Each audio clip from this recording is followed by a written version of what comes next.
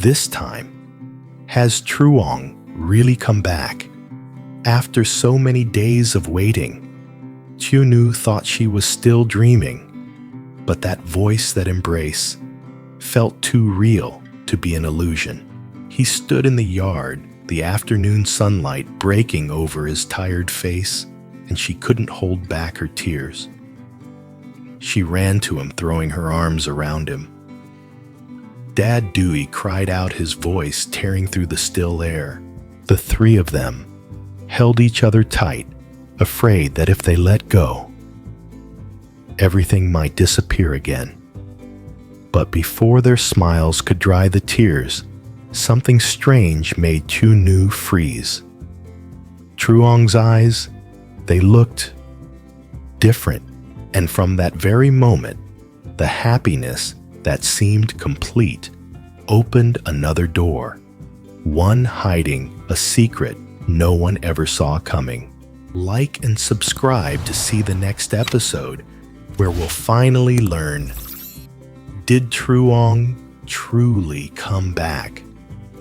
Or was the man standing in that yard never him at all? Morning light slipped weakly through the cracks of the old abandoned house where Truong was staying. Dust covered the wooden table, and dampness from the cracked walls filled the air with a cold stillness. He sat leaning against the wall, his bandaged arm still aching, but the pain in his body was nothing compared to the weight of longing in his heart. Since waking up after the accident, Truong had lived quietly on the outskirts of town where no one knew him. A local man had found him, patched him up, and left, leaving behind a few old supplies in this worn-down wooden house. At first, he couldn't remember anything, only broken flashes of memory. The laughter of a woman, gentle hands helping him up when he was weak, a soft voice calling his name, Truong Oi. Then one afternoon, as he heard children laughing outside, everything came rushing back. He remembered Dewey, the little boy, with eyes just like Tieu's. He remembered her smile, warm and tender, like the morning sun. And he remembered the promise he made before leaving home. No matter what happens, I'll come back to you. Truong clenched his fist. He had survived. That meant God had given him one more chance to keep that promise. Day by day, he practiced walking again, practiced holding things, practiced breathing deeply amid the smell of dust and mildew. Whenever exhaustion set in, he would look toward the window where the light streamed in and wonder, what is Tieu doing right now? Does she miss me? Does she still believe I'm alive? He knew she was fragile, yet strong. He knew she wouldn't stop waiting, even if fear weighed heavy on her heart. And more than ever, he knew she needed him, not just for their child, but for the love that had bound them together through all those years. That evening, he put on his old jacket and stepped out to the porch. The last rays of sunlight stretched across the dirt path, scattered with dry leaves. The wound on his shoulder still throbbed, but in his eyes burned a new fire. He looked toward the horizon, the place where he knew Tieu and their son were waiting. Wait for me, Tieu. I'm coming home. A gust of wind swept by, carrying a few golden leaves around him. Truong's eyes shone with quiet determination as he took each step slow but steady. Behind him was the silent broken house. Ahead of him, the sunlit road leading back to where he truly belonged, his home, his wife, and the family he had promised never to leave again. The sun had just set, and the last streaks of light still lingered on the fence in front of the yard. The dirt road outside Tieu's house was quiet, only the soft rustling of bamboo leaves filled the air. In the distance, a figure was slowly walking closer, unsteady, slightly limping, but determined. An old suitcase dragged behind him, its wheels scraping against gravel in a steady rhythm, like the sound of a heartbeat growing faster and faster. It was Truong.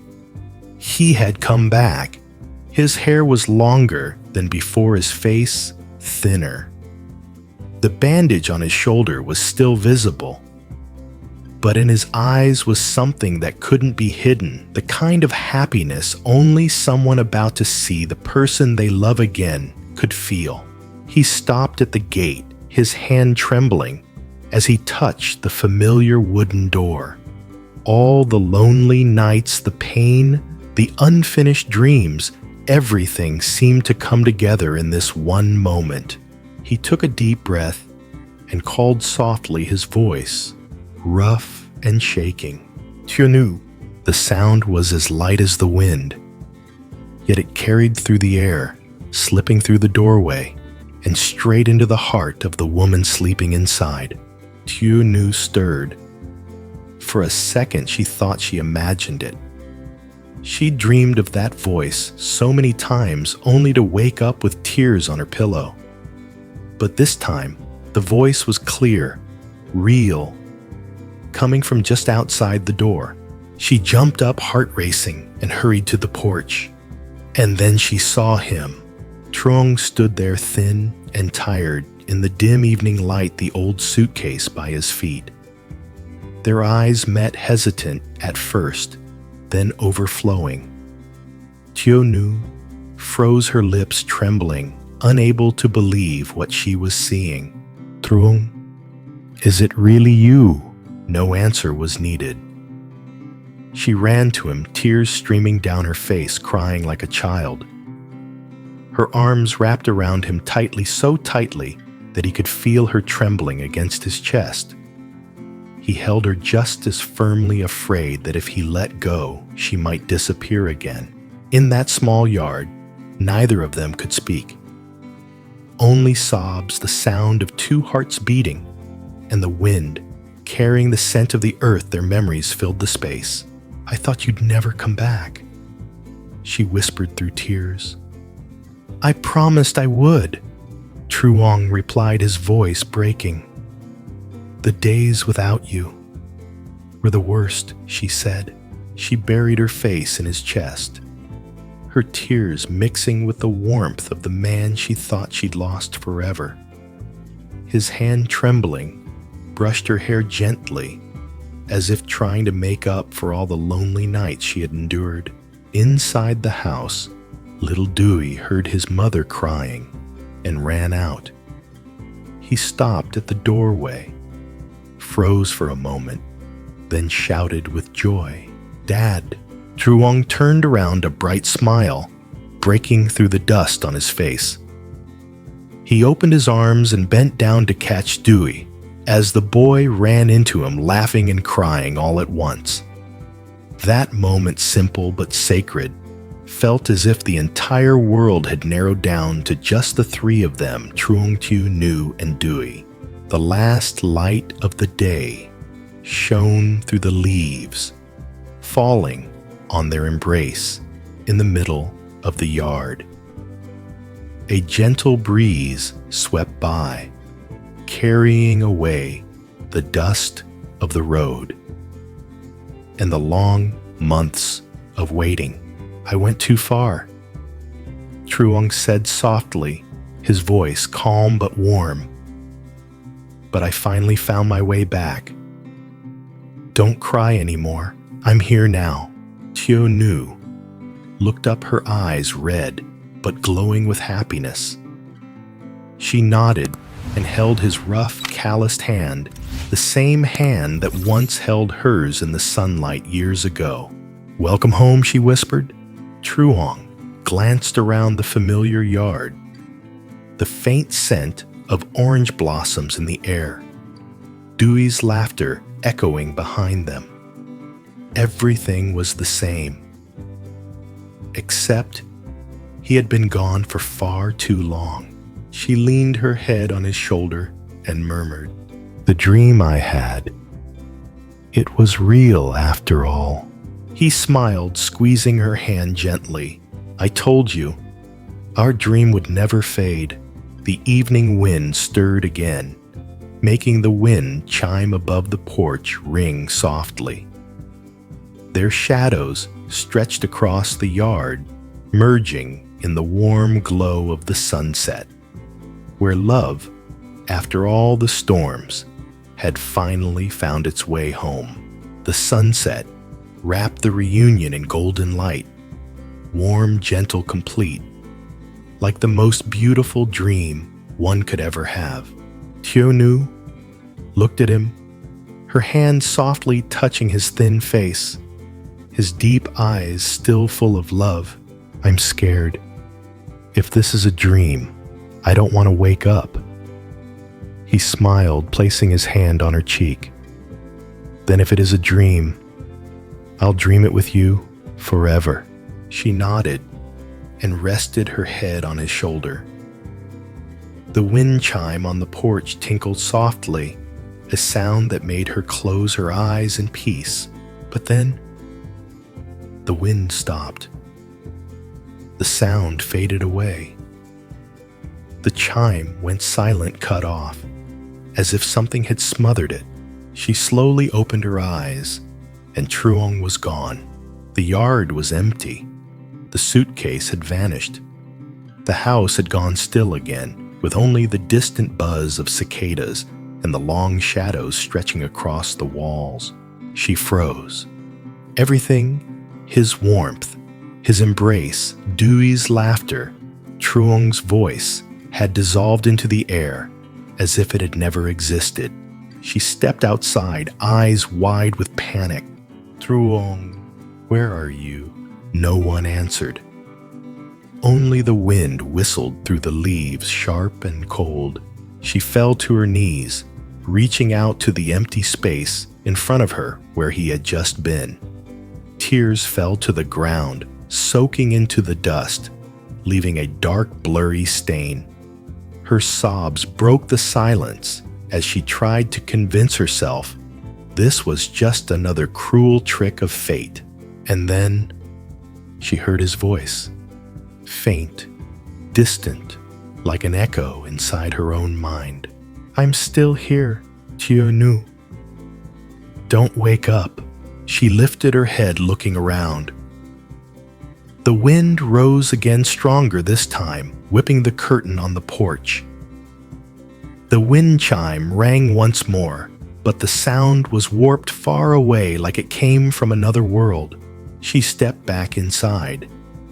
Everything was as it had been: the empty chair, the cold teacup, the photo frame of him tilted slightly on the shelf.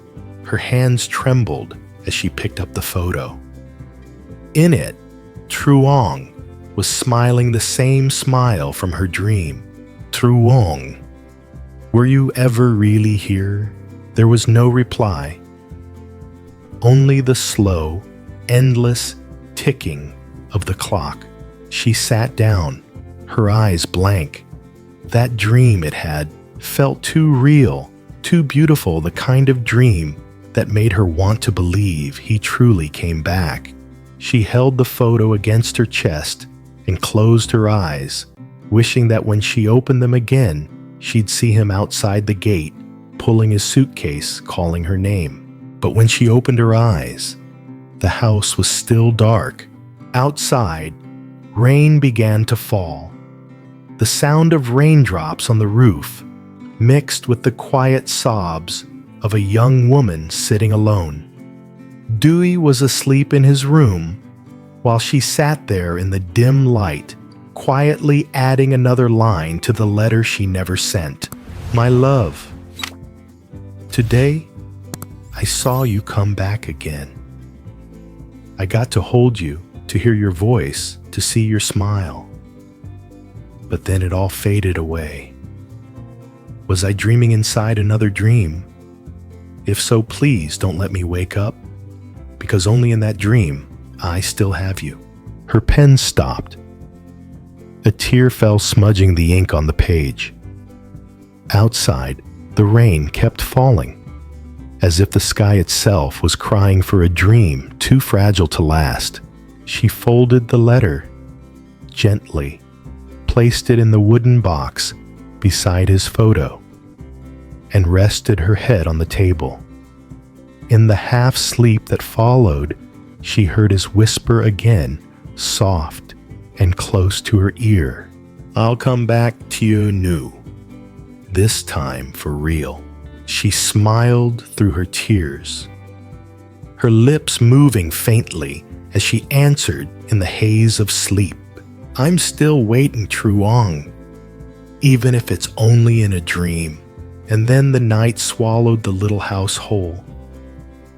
Only the sound of rain wind and the faint chime of the wind bell remained, reminding that some dreams aren't meant to be forgotten, but to be lived in, even when they exist only inside a dream within a dream.